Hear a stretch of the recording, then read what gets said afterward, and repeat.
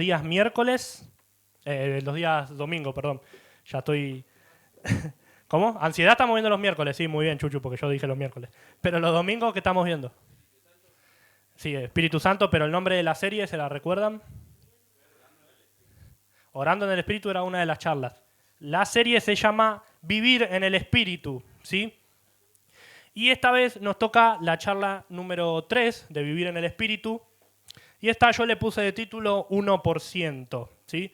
Los que están de este lado van a poder ver acá. Acá hay algunos lugares, así que si alguno quiere ir viendo la pantallita, por ahí lo invito a que venga de este lado, porque vamos a laburar con mucha info que hay de este lado, así que por ahí le puede venir bien como para ir siguiendo. Pero bueno, 1% se llama la charla del día de hoy.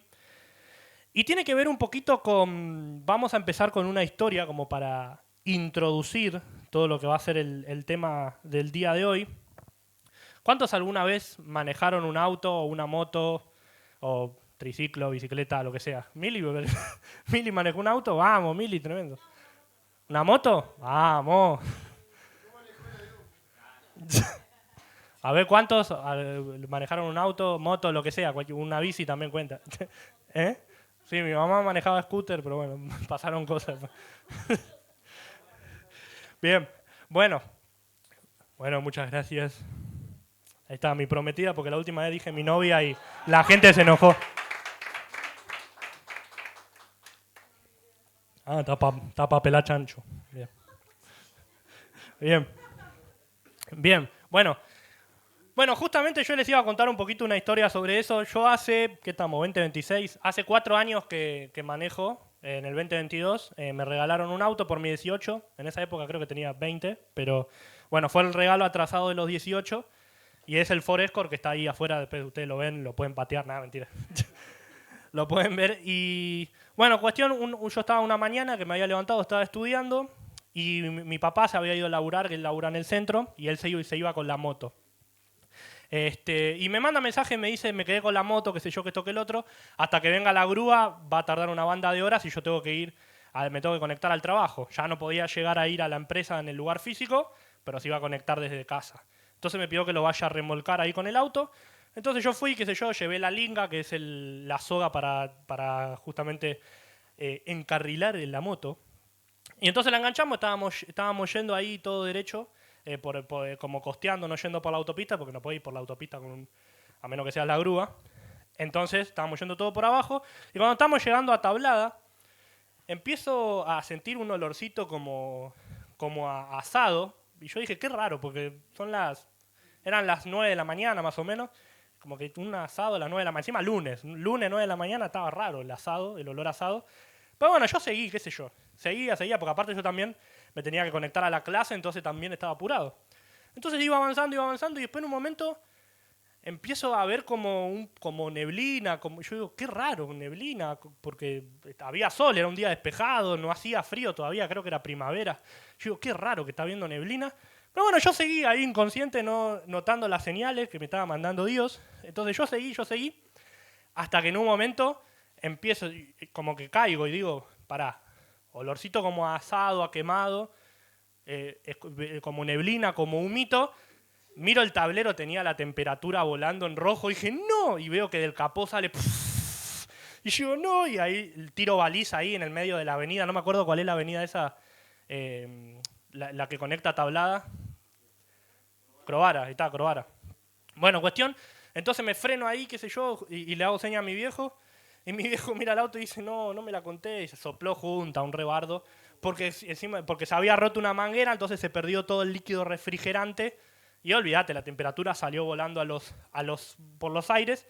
Y mi viejo me dice, ¿pero no te diste cuenta que tenías que medir la temperatura? Che, espera, todo esto estamos grabando ya, ¿no? Joya. Bien. Después la prédica la vamos a subir, no estamos transmitiendo porque estamos con problema con el wifi, pero la estamos grabando y después la subimos.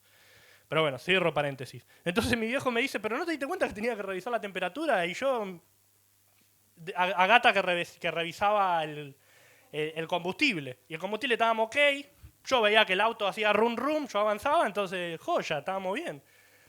Claro, y después de ahí, olvídate, después de ahí quedé retraumado, miro a cada rato la temperatura que esté dentro de todo. Claro, miro todo por las dudas, ¿viste? Que no pase nada raro. Pero un poquito esa experiencia que yo tuve con el auto me hizo darme cuenta que de la misma manera que pasa con los autos, con los dispositivos, en este caso yo en la imagen puse 1% como la batería de un celular, porque viene un poquito a lo mismo, ¿sí? A cuando nos quedamos sin el refrigerante de nuestro corazón, ¿sí? ¿A qué hace alusión esto? A que muchas veces, por cuestiones de la vida, empezamos, vamos para adelante con la vida, qué sé yo, que esto, que el otro, pero no nos detenemos a ver si todas las señales en nuestro corazón están bien, y por ahí eso termina haciendo que terminemos agotándonos y alejándonos del camino de Dios. De la misma manera que con el tanque de refrigerante bajo o con un celular con 1% de batería, muchas veces nosotros mismos nos encontramos al borde del colapso y del sobrecalentamiento. Vamos a pasar de diapositiva ahí a la gente de medios. Ahí está, joya. Bueno, acá hay una imagen como para entender un poquito el contexto de lo que estamos hablando. Yo le puse de título 1% porque mayormente todos tienen celulares. Por ahí yo conté la historia del auto, pero por ahí no todos tienen auto, no todos tuvieron esta experiencia traumática que tuve yo con que se te vuelen las juntas. Pero todos tuvieron celulares y todos, me la juego, que en algún momento estuvieron ahí corriendo con no, el 1% de batería, no, me estoy quedando sin batería, qué sé yo, o estás en el medio de la calle, no tenés cómo cargarlo. Entonces, sé que eso puede ser un poco más abarcativo para todos. Y voy a explicar un poquito qué es lo que pasa internamente en un celular cuando la batería está en 1%. Viste que mayormente cuando tu batería llega al 15% o al 20%, dependiendo de la marca y el modelo del celu, se te pone en rojito y como que te baja el brillo del celu automáticamente. Después nosotros re inconscientes le subimos de vuelta, ¿qué me importa? Y no veo nada, tengo que leer, qué sé yo. Y le volvemos a subir, pero la realidad es que todo eso que hace internamente el sistema operativo del celular es protegerse, ¿sí?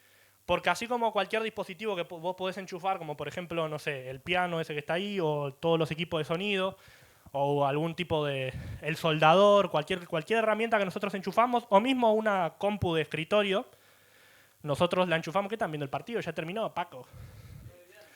Bien. Entonces, eso recibe constantemente una corriente continua todo el tiempo con la misma intensidad, con el mismo voltaje. Pero en estos aparatos, son, al ser inalámbricos, le podríamos decir que no tienen un cable, o por lo menos en el tiempo que lo usamos, la batería tiene un tiempo de vida. Entonces, cuando la batería llega al 15 o al 20%, lo que mayormente pasa es que el voltaje de esa batería empieza a decaer, no empieza a entregar la misma intensidad.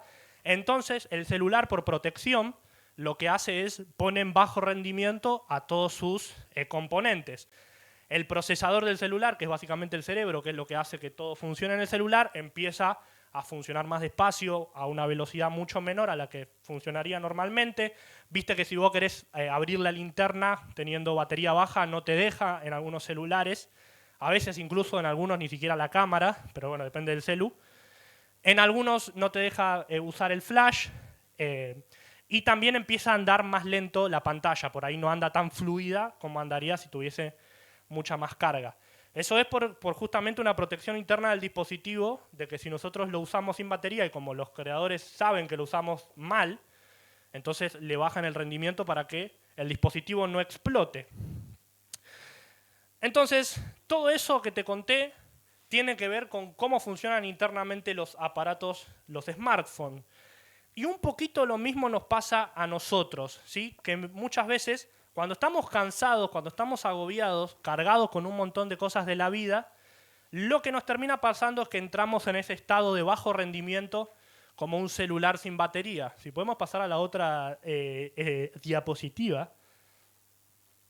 Bien, bueno. Entonces, de la misma manera que un celular que se va quedando sin batería, nuestro cerebro, cuando nosotros no tenemos descanso en nuestra vida, cuando estamos todo el tiempo a 1000 por hora con el laburo, con el estudio, con el trabajo, con lo que sea, nuestra cabeza no piensa con claridad, no puede moverse de la misma manera que si estuviese descansado, y por eso entra en un estado de shock. Vamos a pasar a la otra imagen. Bien, acá voy a pasar a explicar un poquito sobre esto, ¿sí? Nuestro cerebro en funciones tiene, se puede decir, a englobar en 3 grandes áreas. El neocórtex, el cerebro límbico y el cerebro reptiliano. Acá donde todos se preguntan desde cuándo Pepino Nahuel sabe de neurología, Pero la realidad que para ingeniería informática es importante conocer la neurología del ser humano porque las inteligencias artificiales emulan las neuronas y todo el sistema nervioso del ser humano, lo emulan, no digo que sea igual, pero entonces es importante conocer un poquito de neurología para todo lo que es inteligencia artificial. Todos los días aprende algo nuevo. Pero bueno, lo que voy es, nosotros, nuestra cabecilla tiene toda esta corteza bien grande que ustedes ven, es el neocórtex, ¿sí? Es el cerebro racional del ser humano, es donde yo pienso, donde yo analizo con cuidado las situaciones, donde yo, ante algún estímulo de la vida, ante algún problema, pienso y digo, bueno, a ver cómo lo puedo resolver, lo puedo hacer así, lo puedo hacer asá, puedo buscar la manera de cómo resolverlo. Esa es la parte más analítica que tenemos en nuestro cerebro. Después, un poquito más profundo y más chiquito, es el cerebro límbico, que es donde entran todo lo que son las emociones y los sentimientos del ser humano. Ahí es donde vos analizás sentimientos como la ira, como la tristeza, como el amor y todo eso, empieza a surgir en esa parte de tu cerebro. Y mucho más abajo, más llegando a la parte de la nuca, como más conectando con el cuello, es el cerebro reptiliano, que es el cerebro, la parte más instintiva del ser humano. Esa es la parte más primitiva. Ahí es donde entra la parte del hambre, la parte de supervivencia, todo lo que tiene que ver más con la parte más animal, más primitiva de supervivencia del ser humano, ¿sí? Ahí es donde las emociones más básicas del ser humano actúan. Entonces, ¿por qué te explico todo esto? Porque así es como debería funcionar nuestro cerebro, ¿sí? Obviamente, si ustedes se dan cuenta, todo nuestro cuerpo, ¿sí?, está conectado al cerebro por el cerebro reptiliano, ¿sí? ¿Por qué piensan que la parte más primitiva del ser humano es la que está primero?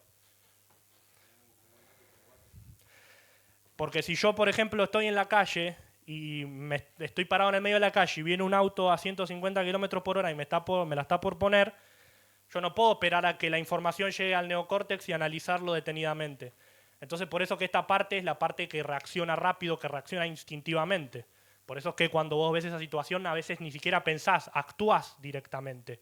Por eso es que esta parte está más abajo, para que conecte con el resto del cuerpo y que tu cuerpo tarde menos en reaccionar. Si esto estuviese acá arriba, tardaría más, y ese segundo que tarda más en pensar, podría ser el último. Fíjense que no es algo al azar, sino que Dios lo diseñó y lo pensó de manera muy específica.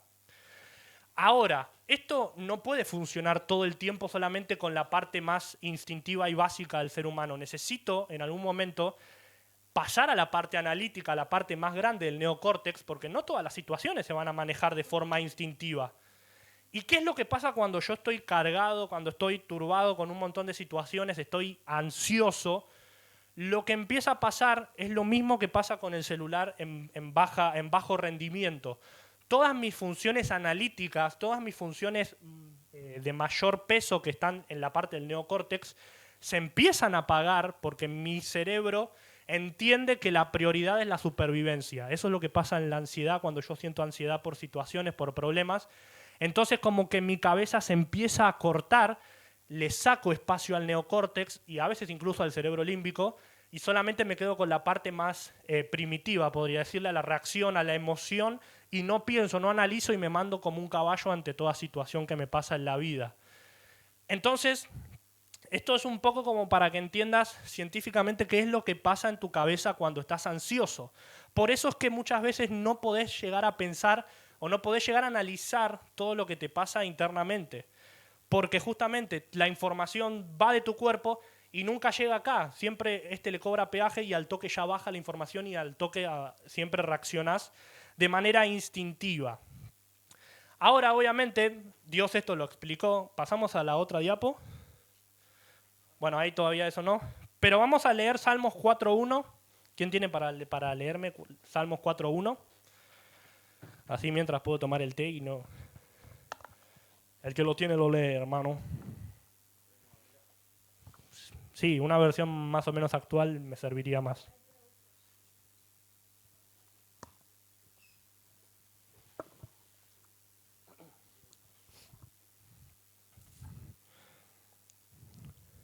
Sí, por favor. Responde a mi clamor, Dios de mi justicia. Dame alivio cuando esté angustiado. Apiádate de mí y escucha mi oración. Ok, a ver la Reina Valera, ¿vos tenés Reina Valera? ¿Y para qué me pediste? Sí. Sí, porque hay una palabra que en la Reina Valera a mí me sirve bastante, entonces la voy a usar. Salmos 4:1. Y mientras tanto, para ir acelerando, que alguien me busque Lucas 10, del 38 al 42. Lucas 10, del 38 al 42. Vayan teniéndolo. Ahora Re- sí.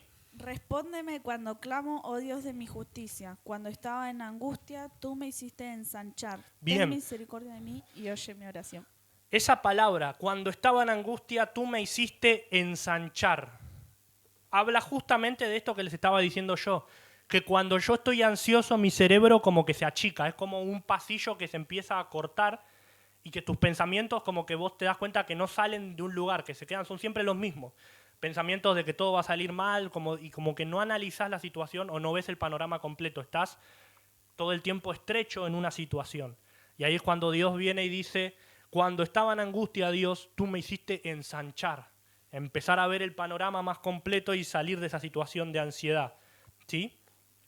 Bien, ahora vamos a pasar a una historia como para entender un poquito un personaje que le pasó un poquito esta situación de estar en batería baja, de estar muy ansioso, de estar muy afanado y muy cargado, que es la historia de Marta y de María. Específicamente el personaje es Marta, ¿sí? El que estaba como muy cargado y angustiado, ¿sí? Bueno, ¿quién tiene Lucas 10? ¿Quién me lo buscó? ¿Lo tenés? Bien, bueno, ahí lo va a ir leyendo Brandon.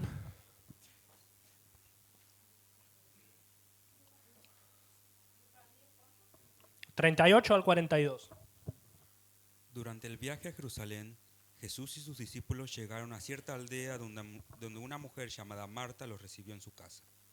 Su hermana María se sentó a los pies del Señor a escuchar sus enseñanzas, pero Marta estaba distraída con los preparativos para la gran cena.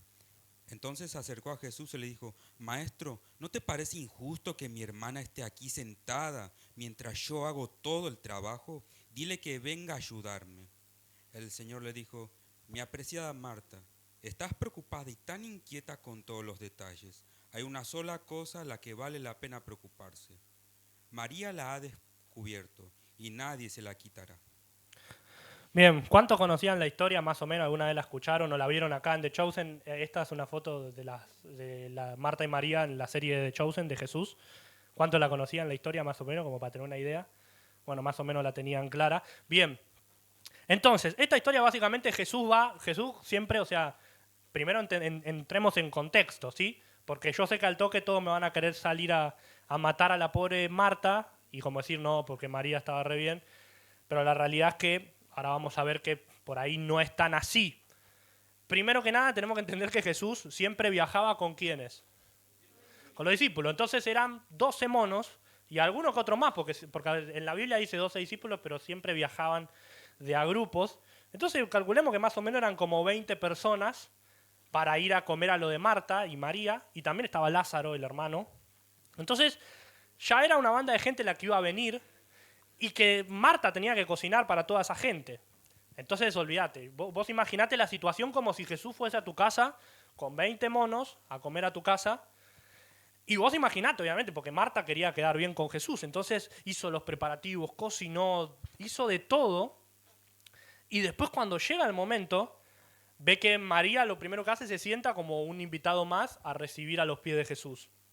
Y obviamente, como que yo me puedo imaginar que Marta estaba muy cansado, muy angustiado. Vos ponete en esa situación, porque si no, si la miro desde afuera, esta Marta, dale, amiga, ponele voluntad. Y no, o sea, ponete vos en la situación de si fueses Marta, ¿cómo te sentirías?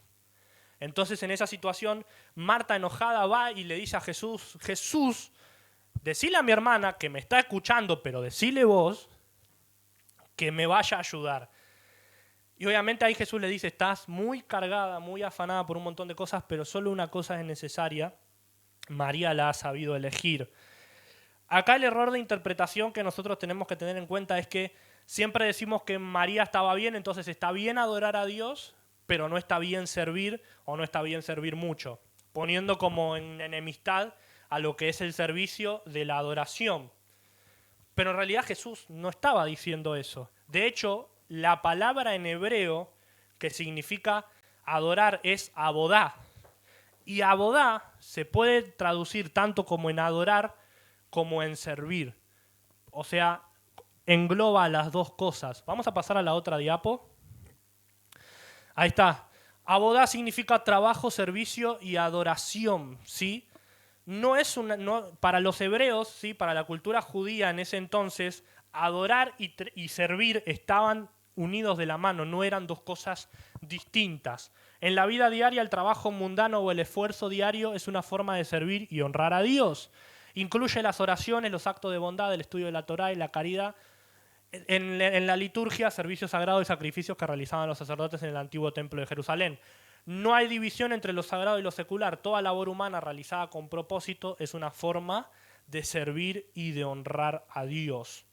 Entonces, Jesús lo que estaba confrontando no era el servicio de Marta, sino la actitud o el estado en el que estaba su corazón sirviendo.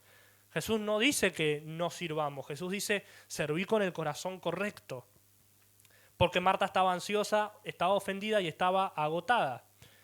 Y todos nosotros en nuestro corazón tenemos esa lucha, tenemos como una Marta y una María luchando en nuestro corazón todo el tiempo. Tenemos por un lado lo que representaría Marta, que es la autosuficiencia y el ego no quebrantado, que cree que todo depende de su esfuerzo. Y por el otro lado tenemos a María, que representa la dependencia y la humildad, siempre a los pies de Jesús. Entonces, todo el tiempo estamos como cargados con un montón de cosas y nunca nos tomamos un tiempo para descansar, que es un poco la clave de esta prédica. Estamos laburando o estudiando lo que sea de lunes a viernes y después llega el fin de semana y hacemos cosas y nunca nos tomamos un tiempo para descansar. Algunos incluso piensan que el descanso está mal y la realidad es que Dios también dijo que era necesario descansar. De hecho, en el Génesis dice, y en el séptimo día Dios descansó de toda la creación, de todo lo que había hecho. En el séptimo día Dios descansó. La realidad es que Dios no necesitaba descansar, era Dios, sus fuerzas son ilimitadas. Pero sentó el precedente como diciendo, si yo, Dios creador de todo, descansé, ustedes también van a tener que descansar. Le dejó ese precedente. Y acá hay algo que estaría bueno que si están anotando, que lo puedan grabárselo, porque es algo que a mí incluso me ayudó mucho y que sé que a muchos les va a ayudar. Y es que si Satanás no te puede detener, te va a acelerar. ¿Por qué? Porque muchas veces decimos, no, yo vengo re bien, estoy haciendo esto, estoy haciendo aquello, y estoy estudiando y laburando, y estoy en esto y en aquello. Pero si Satanás ve que no te puede detener, lo que va a hacer es te va a acelerar, te va a llenar de más cosas, de más actividades, de más cargas, para que todo eso termine haciendo que tu corazón termine explotando tu cabeza de tantos sobrecarga en tu mente donde no descansás. ¿Se entiende? Es el ejemplo de lo que estábamos hablando, de que tu batería está en el 1%, tu cerebro, tu mente se achica y todo el tiempo estás mal pensando porque no estás descansando en Dios. Entonces, vamos a pasar a la otra diapo. El problema no era servir desconectada. Sí, todos tenemos una Marta y una María adentro. Bien, seguimos. Entonces, ¿cómo saber si estoy en el 1% de batería emocional en mi corazón? Primero, reacciones desproporcionadas. ¿Qué son reacciones desproporcionadas? Es como que yo venga acá, tomá, acá te traje tu tecito. ¿Qué tecito? Si yo no quería tecito, no te das cuenta que estoy ocupado, que estoy haciendo cosas y vos me traes un té, me venís a interrumpir. Esas son reacciones desproporcionadas. Algo que, una situación en la que antes no reaccionabas mal y no tenías por qué reaccionar mal y de la nada, como estás con tu mente agobiado, estás cansado, reaccionás mal por esa razón. Después, otra. Escuchás para otros, no para ti o no para vos. ¿Qué significa? Yo te estoy hablando esta prédica y como que vos, como que te patina la bala, decís, no es para mí, es para otro. Yo estoy re joya, estoy re bien. Estás como evitando o evadiendo el conflicto en tu corazón. Tercero, es más importante lo que haces que para quién lo haces, que era el problema que estaba teniendo Marta. A veces venimos a la iglesia y estamos o en la alabanza o sirviendo o en la oración, en medios, donde sea, Y a veces estamos tan cargados por hacer, que nos olvidamos para quién lo estamos haciendo o cuál es el fin por el cual lo estamos haciendo. Y a veces ese ajetreo de estar moviéndonos todo el tiempo en esa situación hace que termine por lastimarnos el corazón. Después, 4, pérdida del sentido de asombro. Ya para vos es todo natural, venís a la iglesia y bueno, venís sin expectativa, viene la administración y ya no recibís como antes, ya no buscás como antes, tu corazón se dejó llevar por un montón de cosas y perdiste el asombro por lo que Dios podía hacer en tu día a día. Solo orás para pedir cosas o para quedar bien, ¿sí? Cuando, bueno, está bien, venimos acá a la iglesia, ¿puedes orar? Bueno, oro, qué sé yo, pero después llego a mi casa y no oro, no busco. Falta de inversión en tu crecimiento, ¿sí? Inversión acá no estoy hablando solo de dinero, sino también de tiempo. No buscas lecturas en la Biblia o planes de estudio para hacer, para seguir creciendo, para seguir, o no venís a los grupos. Lees la Biblia solo cuando te toca predicar, bueno, en el caso de si predicas, o solamente cuando, bueno, venís al grupo, te dicen, bueno, a ver quién puede leer este versículo, y lo lees, pero si no, no lo haces. O sea, se te vuelve una rutina, lo haces porque, bueno, porque ya como que tu cabeza sabe que lo tiene que hacer, pero perdiste la pasión, perdiste el sentido de por qué lo haces. Entonces, las 3 evidencias que tenía Marta, una era el afán, ansiedad física que consume, la turbación, oscuridad mental, pérdida de claridad y el victimismo. ¿No te importa que mi hermana me deje sola? Y era como medio ilógico, porque le estás hablando a Jesús, el Salvador del mundo, y como decirle, no te importa, ¿cómo no le va a importar? Pero es ese victimismo de que estamos cansados y que te lleva a todas esas situaciones. Bien, pasamos de diapo.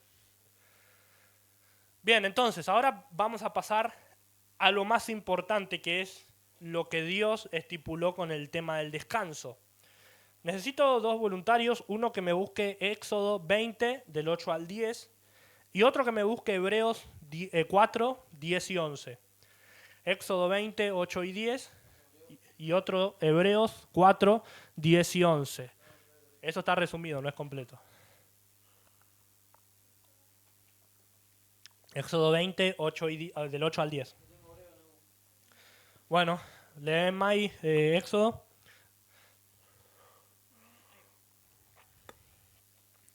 Pero el 7º día es un día de descanso y está dedicado al Señor tu Dios. Ese día ningún miembro de tu casa hará trabajo alguno. Esto se refiere a ti, a tus hijos e hijas, a tus siervos y siervas, a tus animales y también incluye a los extranjeros que vivan entre ustedes. Pues en 6 días el Señor hizo los cielos, la tierra, el mar y todo lo que hay en ellos, pero el 7º día descansó. Por eso el Señor bendijo el día del descanso y lo apartó como un día santo.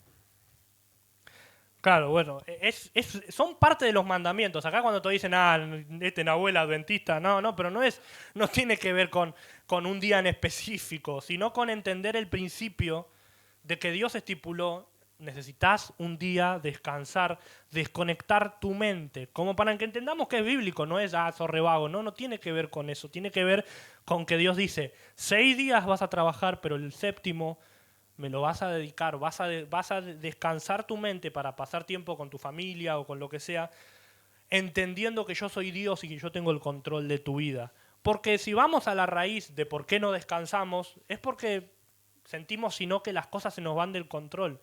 Sentimos que perdemos el tiempo. Y esto pasa mucho, por ejemplo, los que estudian me van a entender, pero mañana, 25 de mayo, es feriado y la gente que labura, qué copado, un feriadito para dormir, para descansar, pero el que estudia al toque dice, no, me tengo que levantar a resumir, me tengo que levantar a hacer esto, no, porque tengo parcial, no puedo. Y así, en mi casa dicen, vamos a ir para acá, para allá, y yo no puedo, tengo que estudiar. Nadie se apiada de mí, ¿ves? Ahí entras en el victimismo. Pero tiene que ver con eso, con que muchas veces no descansamos porque sentimos que perdemos el control.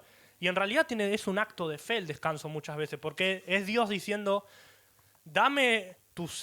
trabajá vos los 6 días, pero el 7º día descansá y déjame a mí que yo sea Dios. Y confía en mí, en que porque descanses un tiempo no va a pasar nada. ¿Sí? Ahora vamos con Hebreos 4, 10 y 11, que lo tenía Tete. Lea, maestro. Pues todos los que han entrado en el descanso de Dios han descansado de su trabajo, tal como Dios descansó del suyo después de crear el mundo. Entonces hagamos todo lo posible por entrar en el descanso. Pero si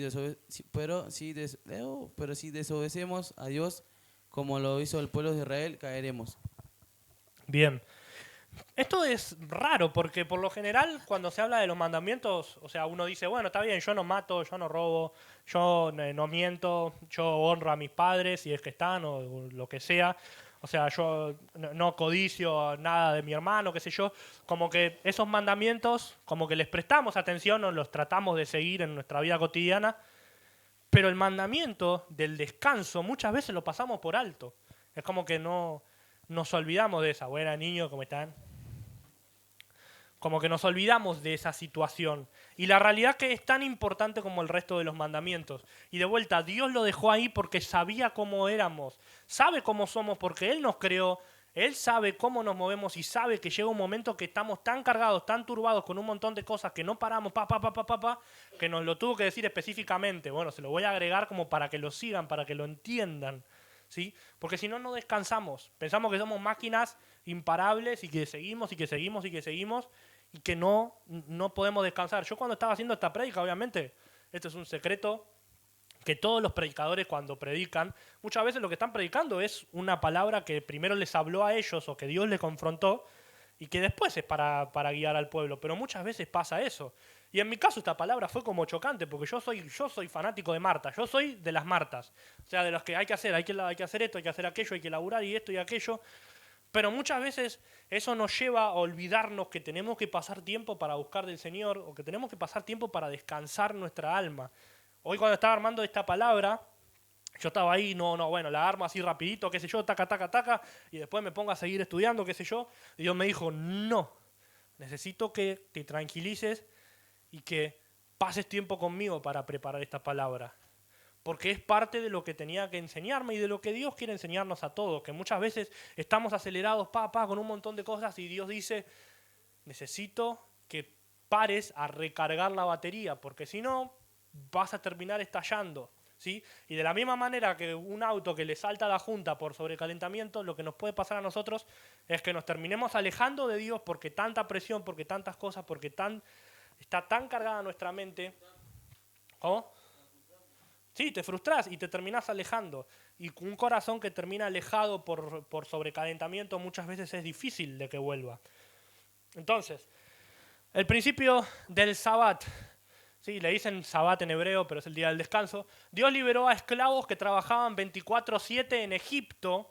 Dios a ese tipo de gente liberó y les tenía que enseñar que no vivían para trabajar, sino que trabajaban para vivir como hijos de Dios. ¿Sí? Entonces Dios les tenía que cambiar el chip y hacerles entender. En ese momento para ellos era algo revolucionario que Dios les diese un día de descanso, porque representaba ir en contradicción a lo que ellos hacían. Ellos cuando eran esclavos en Egipto laburaban 24/7. Dormían, pero después se levantaban y seguían laburando y los esclavizaban. Entonces Dios les cambió y dice, no, ya no son esclavos, son mis hijos. Y si son hijos míos van a seguir mis mandamientos. Y uno de ellos es descansar para recargar batería. La verdad que cambia todo. El descanso no es pasividad, porque yo sé lo que piensa uno en su cabeza es, no, estoy perdiendo el tiempo.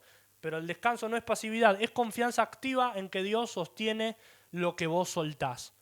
Si transgredes el reposo, algo muere. Tu salud, tu espíritu y tu gozo. Bien, pasamos a la otra diapo que está buena.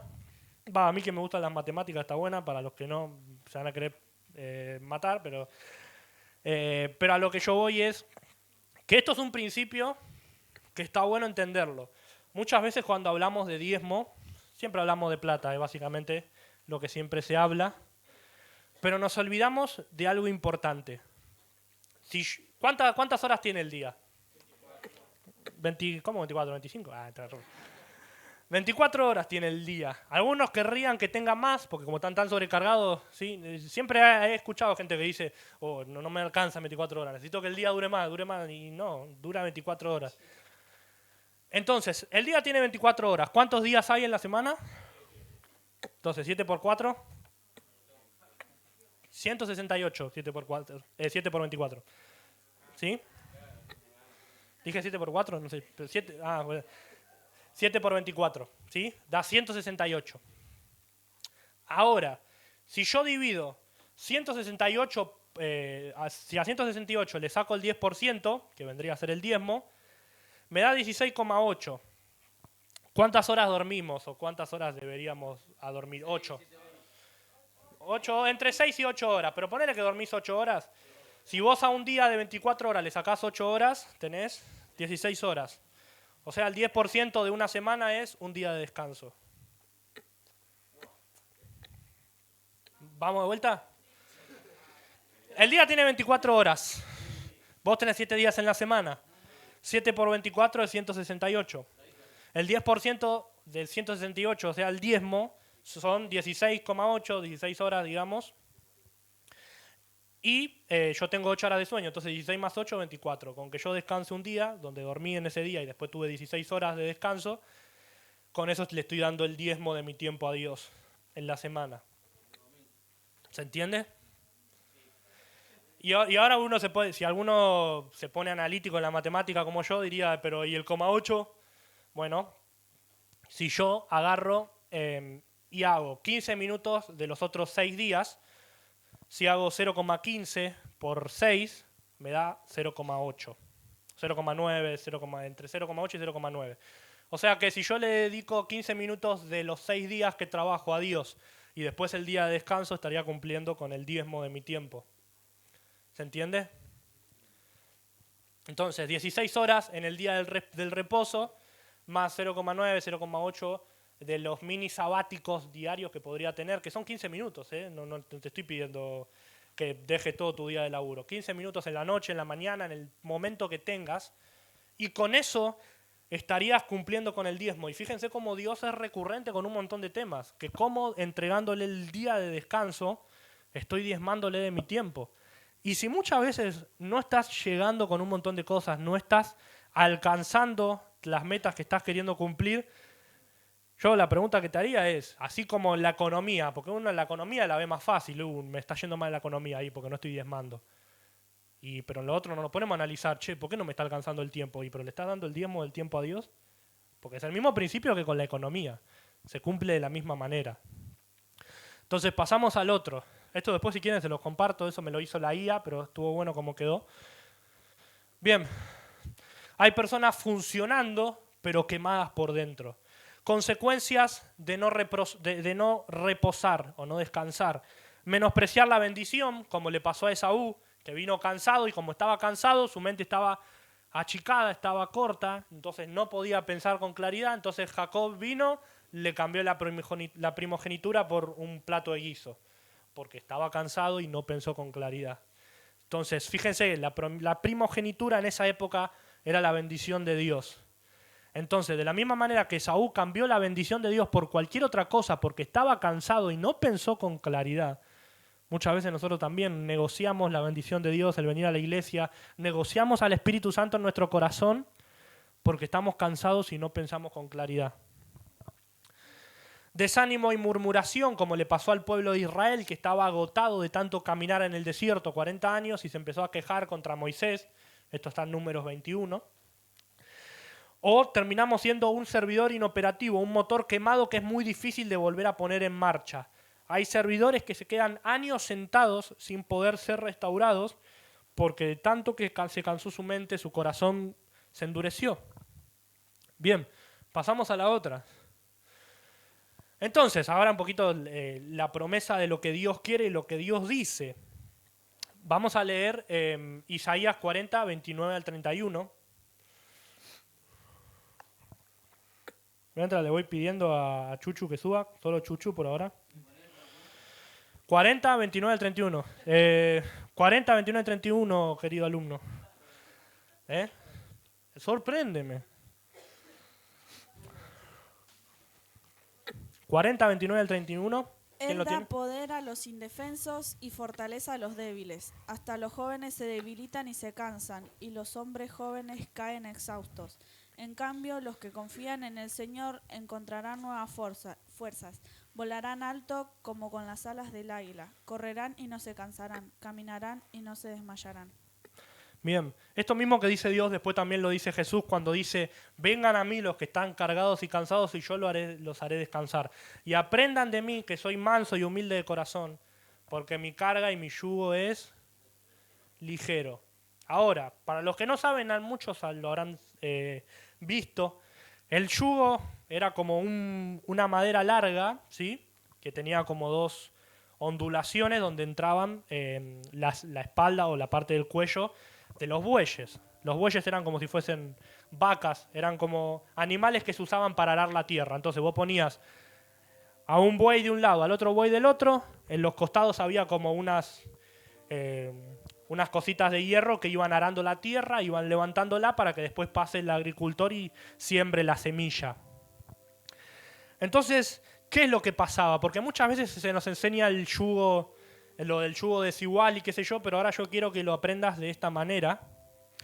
Lo que hacían en la antigüedad era, lo lógico que sería para que el yugo sea parejo. ¿Cómo tenían que ser los dos bueyes? Iguales. Sin embargo, no eran iguales. Y esto es una revelación que está bueno que lo vayan sabiendo. Se ponía un buey joven con un buey viejo. Ese era el yugo equilibrado. Y la pregunta es, ¿cómo pepino? Porque yo toda la vida entendí que tenían que ser dos bueyes con la misma fuerza, que empujen ahí como con fuerza. Y en realidad lo que pasaba era que si ponían a dos bueyes jóvenes con toda la fuerza de la juventud, lo que pasaba es que se descontrolaban y salían corriendo con toda porque eran jóvenes, entonces tenían potencia, tenían fuerza y por ahí hacían mal el laburo o iban a un ritmo inconstante, entonces como que se iban moviendo y era como incoherente todo. Lo hacían como mal. En cambio, cuando ponían a un buey a un buey viejo y experimentado y del otro lado un buey joven, el buey joven tenía la fuerza, iba moviéndose, pero obviamente dependía de la velocidad del buey viejo. Pero el buey viejo iba a un ritmo constante porque la experiencia que tenía sabía a qué velocidad tenía que ir y a qué velocidad recorrer el camino. Entonces, de esa manera le iba enseñando al buey joven a qué velocidad ir. Entonces, cuando Jesús dice que lleven mi yugo, significa yo voy con vos. Significa Jesús va Jesús va de un lado del yugo y vos vas del otro. Porque Jesús es como ese buey viejo que te enseña y que sabe a qué ritmo ir. Cuando queremos ir con todo el afán e ir así a los gomazos, terminamos chocando la cabeza contra la pared y haciendo un montón de tonterías. Pero Jesús lo que dice es, calma tu alma, anda a mi paso. Y Jesús no es que no pueda ir más rápido, pero Él es experimentado y sabe a qué ritmo llevar la vida. Entonces es preferible ir con Jesús cargando el yugo e ir a la misma velocidad y que Él me vaya enseñando el camino. ¿Sí? Esto es un ejemplo que lo pueden ver, o sea, hasta incluso en los deportes se puede ver. Muchas veces no les pasa que ven, un partido de tenis o de boxeo y se enfrenta a un pibe joven contra uno experimentado que por ahí ganó premios o no, o es una persona más grande. Un pibe de 23, 24 años contra alguien de 35. Y muchas veces la persona vieja termina ganando. Y vos decís, ¿cómo puede ser que gane si por naturaleza física el otro pibe debería tener más fuerza? Porque a veces no se trata de fuerza. A veces se trata de experiencia y de lo que hay en el corazón y en la mente. Entonces, de la misma manera pasa con Jesús. Jesús es ese buey experimentado que nos va a ayudar y nos va a enfocar para que vayamos a buen ritmo. Pero si no lo consultamos, si no lo buscamos, si no descansamos en Él, y vamos a terminar haciendo lío. Bien, ¿hay otra más? No, es el último. Entonces, acciones concretas que yo te dejo como para que las puedas implementar, porque esto es bien práctico, ¿sí? Primero, identifica qué recarga tu espíritu y hacelo con Dios. Esto me refiero a cosas simples, ¿sí? Pasar tiempo con tu familia, ver una película, leer un libro, estar a solas con Dios, orar, ¿sí? Tiene que ser algo donde tu cabeza pueda descansar y no pensar y no tener que estar a 1000 por hora. Algo que te desconecte. Pero es necesario que lo hagas porque muchas veces me termino alejando de Dios, no porque no venga a la iglesia, porque vengo a la iglesia, porque estoy sirviendo y porque esto, pero tu cabeza está todo el tiempo a 1000 por hora porque está decidiendo muchas y millones de decisiones por día. Y eso es lo que nos termina frustrando, porque al fin y al cabo somos seres humanos. Y Jesús sabía que éramos seres humanos, por eso nos dijo, tienen que descansar. El propio Jesús tenía momentos de descanso. Los discípulos se iban a dormir y él se iba al Monte de los Olivos a orar a hablar con el Espíritu Santo y a descansar. Otra, establecer los mini sabáticos, 15 minutitos diarios en la presencia de Dios, de silencio, contemplación, tratando de pasar tiempo a solas con Dios o de descansar tu mente, un momento donde tu cabeza no tenga que pensar. Aprender a decir que no, sí, porque muchas veces nos pasa. ¿Me puedes hacer esto? ¿O me puedes ayudar con esto o aquello? Y un montón de cosas a las que decimos que sí, que nos terminan cargando. Y acá yo tengo también una pequeña historia para contarles en base a eso. Resultaba que había un pueblo donde había un hombre que tenía que cuidar un faro. No es la misma historia que contó el pastor hace muchas prédicas atrás, es otra, pero sí tiene que ver un mismo faro. El hombre tenía que cuidar un faro de una zona muy peligrosa, porque era el faro ese estaba rodeado de muchas rocas puntiagudas, era una parte de la costa complicada. Entonces el faro tenía que estar siempre encendido para que los barcos pudieran ver bien las rocas, ¿sí? Porque era una zona complicada. Entonces lo contrataron al hombre para que labure de eso, le pagaban mucho dinero, y le habían dado un bidón bastante grande de aceite, era un faro viejo, y le dijeron, tu misión es mantener ese faro encendido. Ese faro no se puede apagar. Tu misión es llenarlo de aceite cada día para que ese faro no se apague. Entonces, claro, el hombre se llevó el faro de aceite, este faro estaba como en un pueblito, y claro, la gente del pueblito se enteró de que el hombre este tenía mucho aceite. Entonces tocó un día a un vecino a la puerta y le dice, hola, ¿cómo estás? Disculpá, mirá, tengo un poco de frío, ¿no me prestarías un poquito de aceite, un poquitito para la estufa, para que no me muera de frío? Sí, tomá un poquito de aceite, tuki, ahí está. Después al rato viene otro, hola, ¿cómo estás? Mirá, me falta un poco de aceite en mi motor, ¿no me prestás un poco de aceite para tirarla al motor, así arranca, qué sé yo, que toque el otro? Sí, tomaba un poquito de aceite. Después al rato vino otro, necesito un poquito de aceite para engranar acá unos engranajes que los tengo medio oxidados, ¿no me prestás un poquito? Sí, tomaba un poquito de aceite. Y así fue dando. ¿Y qué pasó? Se quedó sin aceite y una noche el faro se apagó. Y se apagó en el preciso momento en el que un barco estaba pasando por esa zona complicada y el barco terminó encallando, chocando y murió mucha gente. ¿Qué es lo que pasa mucho tiempo después? Obviamente al hombre lo enjuician y lo que le preguntan es, ¿por qué estaba el faro apagado? Si ya te habían dado el barril de aceite y tenía que haber aguantado todo el mes para el que te lo habían asignado.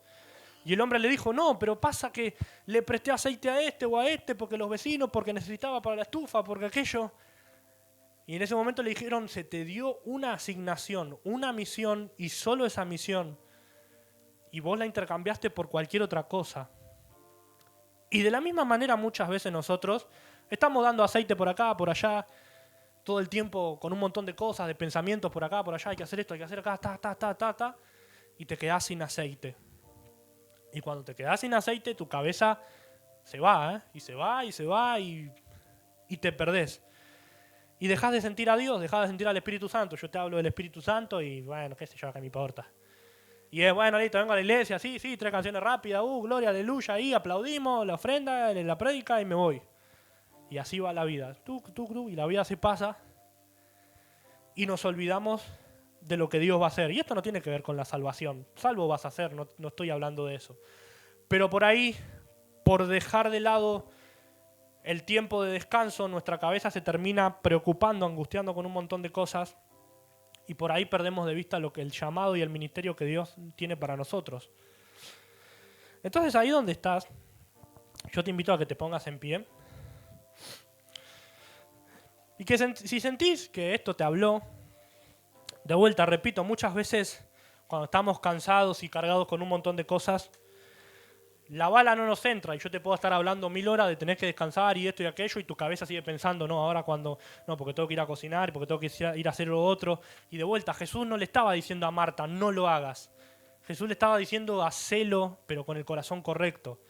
Y para eso tenés que recargar la batería. Y para recargar la batería tenés que venir a mí, a la fuente de vida.